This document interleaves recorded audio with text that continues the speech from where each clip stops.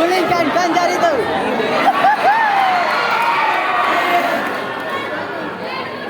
Saya di sini untuk mengulas pikiran, bukan untuk pamer kegantengan.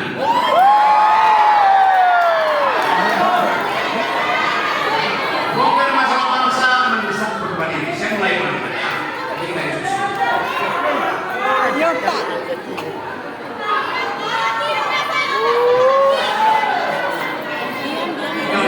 Oke. Di foto nanti ya. Saya. Jadi otan.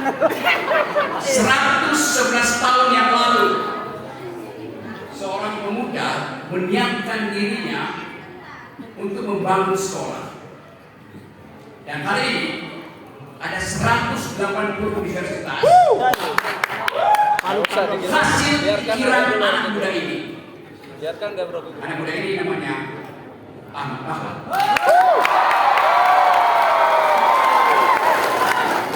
Ahmad Dahlan memilih menjadi public educator, pendidik. Bayangkan kalau pada waktu itu Ahmad Dahlan memilih jadi menteri, udah pakai rompi orange. Tetapi Ahmad Dahlan meninggalkan kita pikiran, dan itu modal bangsa ini untuk tumbuh. Tidak kira dalam kegelapan hari ini di ruangan ini, tapi sang surya tetap bersinar.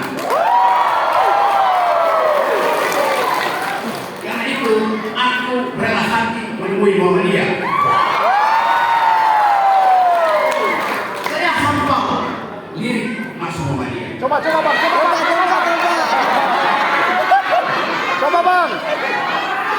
Sang Surya. Dengan kata lain, dari 180 universitas, kira-kira ada 10.000 dosen di situ, termasuk akademisi. Mungkin 50.000 mahasiswa ada di situ. Jadi, kalau Muhammadiyah satu hari aja berhenti berpikir, IQ bangsa ini akan drop di 50%. Kamu pakai kata-kata itu. Kalau janji Muhammadiyah untuk berpikir, saya jadikan prasyarat untuk memilih presiden, harusnya Anda juga mengikuti tuntunan pikiran. Siapa yang bisa berpikir, dia harus berani diuji pikirannya. Gimana diujinya? Bukan di panggung dangdut, tapi di panggung akademis. Demokrasi itu adalah pemerintahan akal melalui pemerintahan orang. Dan itu diawali oleh akal pikiran Muhammadiyah bahkan sebelum Indonesia merdeka.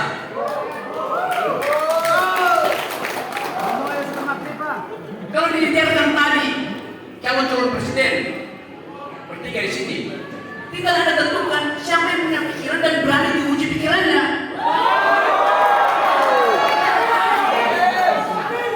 Saya berteman dengan Prabowo Subianto.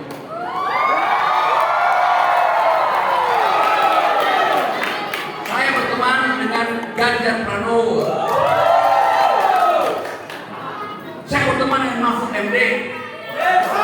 Saya berteman dengan Anies Baswedan. Saya berteman dengan Caimin. Gibran. Gimana kalau Gibran? Kalau Gibran gimana? Kalau Gibran gimana oke? Gimana kalau Gibran itu? Berteman artinya mampu bercakap-cakap secara intelektual. Ada banyak kenapa saya nggak berteman dengan Gibran?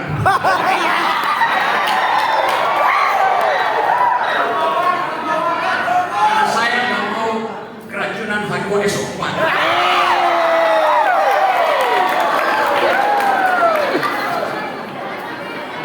Tadi Anda sudah punya pilihan, tapi pilihan di wilayah politik memerlukan referensi.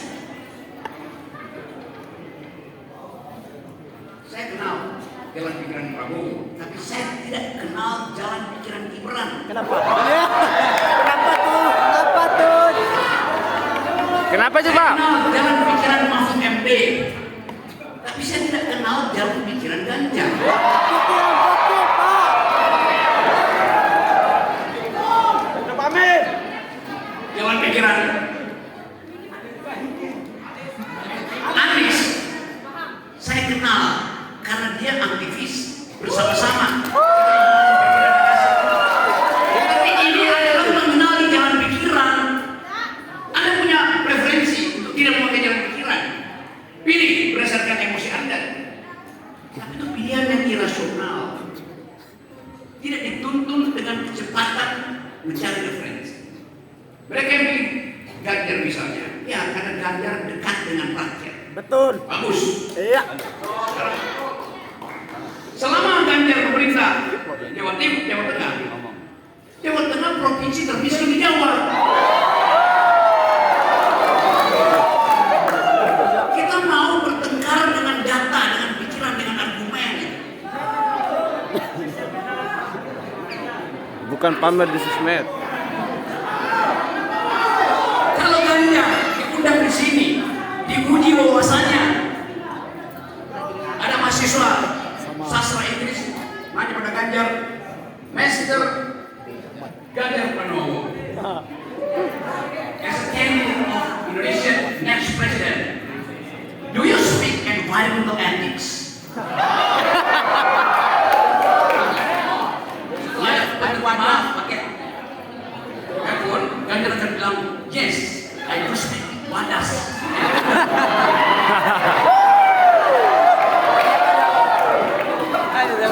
Saya mau fair katakan ini. Karena bagi milenial di seluruh dunia, seseorang yang literasi lingkungannya buruk, apalagi aktivitas lingkungan yang merusak lingkungan, itu tidak layak memimpin planet bumi. Bukan sekedar Indonesia, tapi planet bumi. Anda milenial, Anda dituntun oleh etika baru yang namanya Earth Ethics, etika bumi.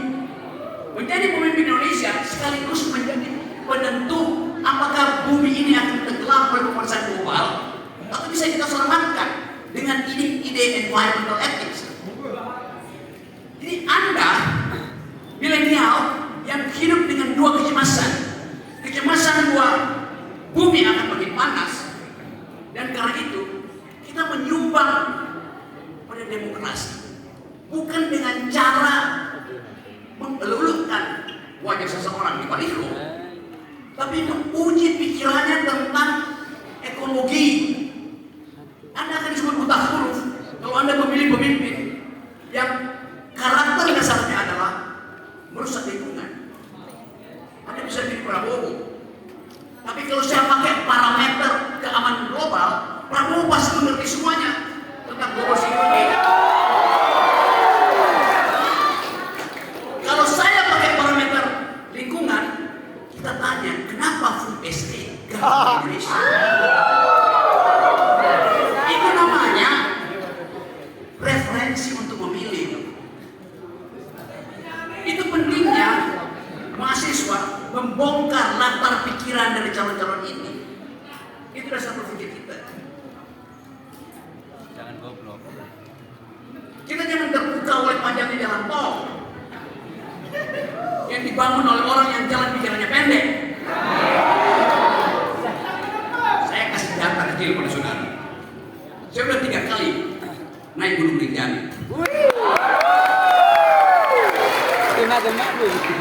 Satu waktu saya naik Rinjani dan turun lewat desa Torean. Ada Torean kan di sini? Saya, Siapa yang Pak. pernah naik Rinjani? Kita. Siapa yang pernah naik Rinjani turun lewat desa Torean? Ini banget ya naik Rinjani. Rinjani itu gunung terindah di dunia. Saya udah naik banyak gunung di Indonesia, di luar negeri, tapi belum ada gunung yang seindah Rinjani. Ini viral di Lombok Insan ada nih. Teruskan ceritanya ya. Saya turun tengah malam, kira-kira jam 1:30 malam, nyari bak terbuka, angkot bak terbuka di desa Torean supaya saya bisa kembali ke Sembalu Karena saya nginep semua. Warung saya banyak. Curhat. Saya duduk di depan. Pengemudi mengenali suara saya. Jauh sebelum saudara kenali suara saya. Emang iya? Pengemudinya bilang begini, wah Pak Rocky ya? Ya, benar. Sekaligus saya mau cerita Pak Rocky, jam 1:30 malam. Oke, apa masalah? Seminggu ini saya sudah 2 kali mengangkut ibu hamil dari Desa Torean menuju kabupaten untuk cari rumah sakit terdekat. Udah 6 kali dia bawa ibu hamil dan 2 ibu itu melahirkan di bak terbuka mobilnya. Saya bilang, wah, serius betul peristiwa.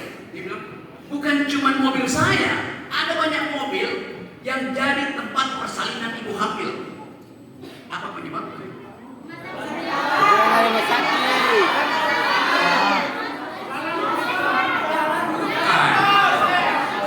Penyebabnya sederhana.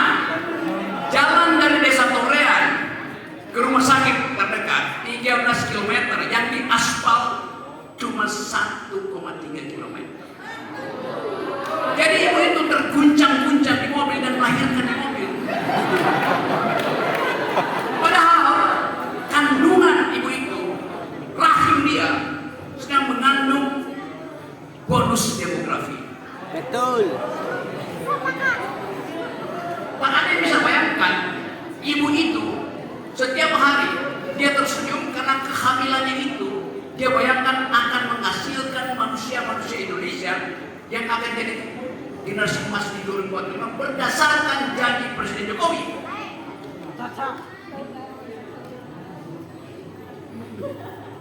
Presiden Jokowi membangun jalan tol, tapi dia tidak membangun jalan rusuk.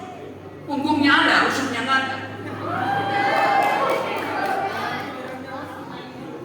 Kekurangan jalan pikiran menyebabkan jalan tol ini tidak berguna bagi si ibu hamil. Jadi kalau Anda bilang infrastruktur itu akibat dari infrastruktur yang tidak desain dengan akal sehat. Hai. Betul nggak tuh? Bukan cuma di Torean. Satu waktu saya pergi masuk hutan di daerah Garut Selatan, ketemu dengan petani tomat. Dia bilang begini, harga tomat bagus-bagusnya Pak, tapi tomat saya kalau saya bawa dari desa saya pergi ke pasar kabupaten terdekat, saya petik tomat itu masih fresh, sampai di pasar dia udah jadi jus tomat karena jalannya tidak diaspal. Goncang, lama-lama tomat jadi jus tomat. Iya. Itu tidak terbaca di dalam pidato Jokowi tentang jalan tol. Yang ada jalan tol.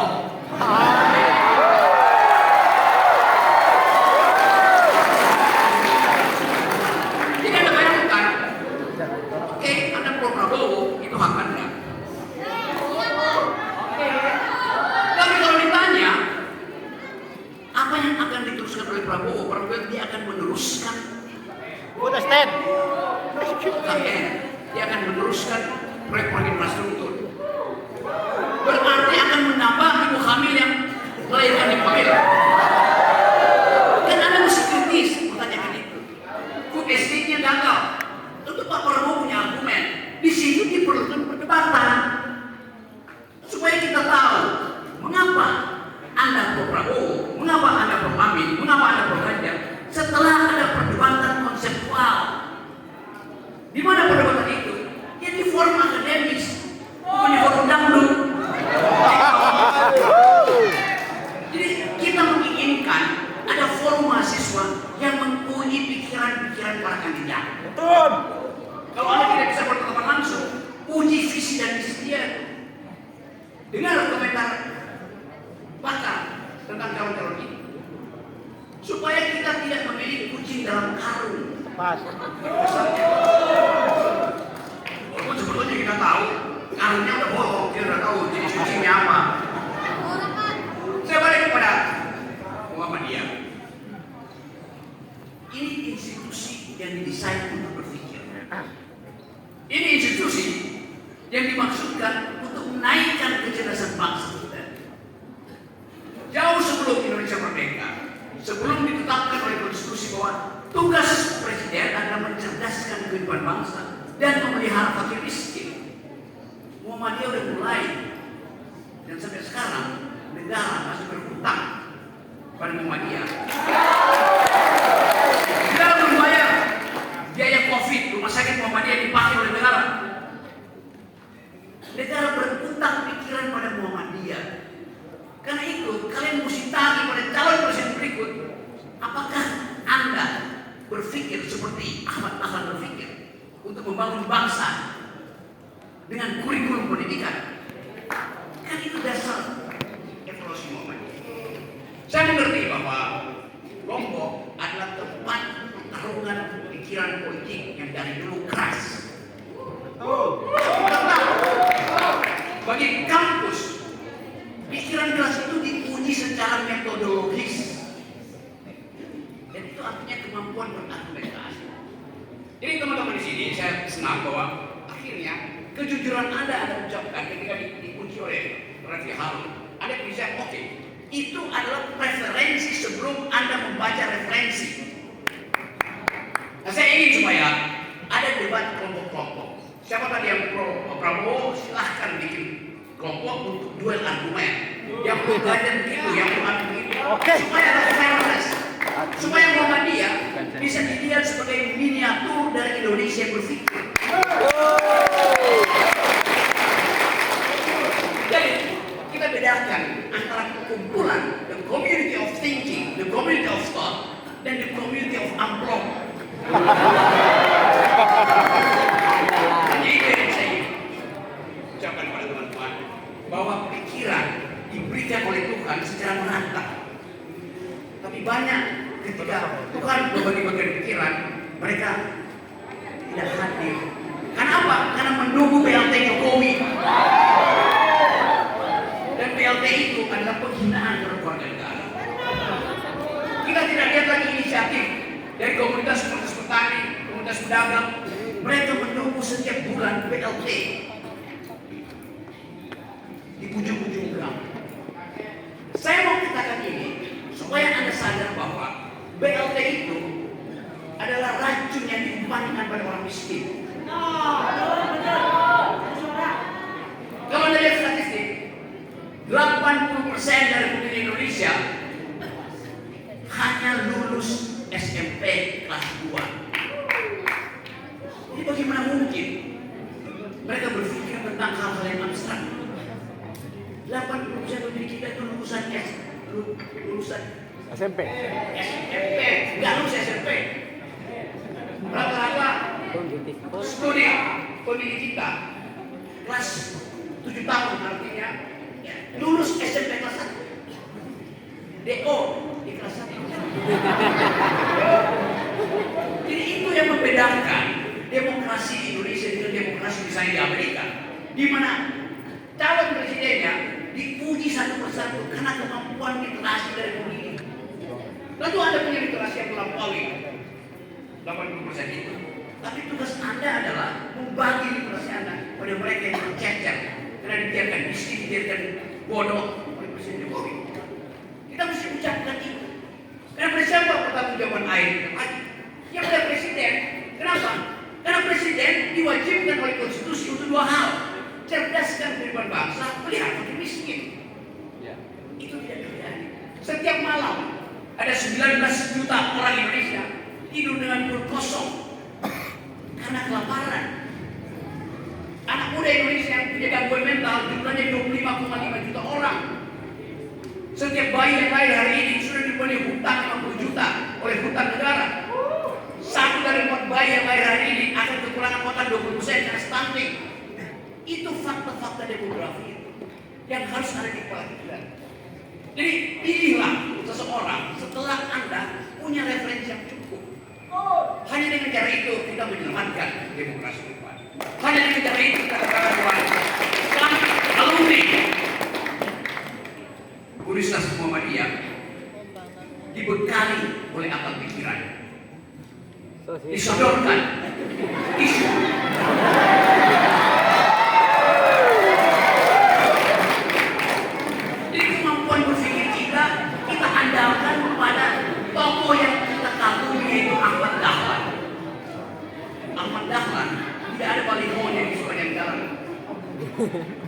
di Mataram, tapi balihonya ada di pikiran kita.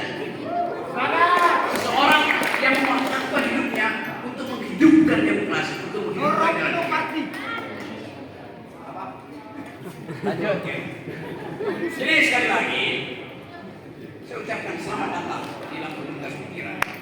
Kita memerlukan pertengkaran akademis supaya generasi emas 2045 tidak datang dari kaleng Longguan.